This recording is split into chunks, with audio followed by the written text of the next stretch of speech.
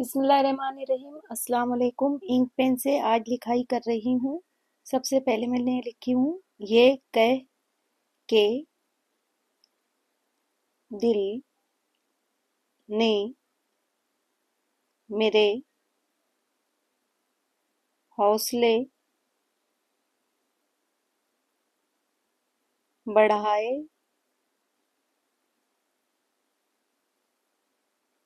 है, गमों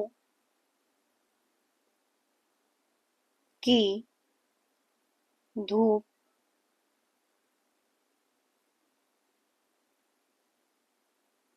के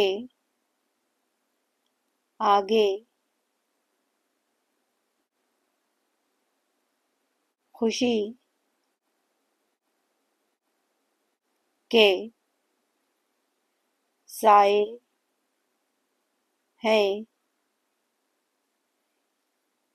ये शेर माहिरुल कादरी का है। वीडियो देखने के लिए आपका बहुत शुक्रिया। लाइक, कमेंट और शेयर करना ना भूलें। अल्लाह हाफिज।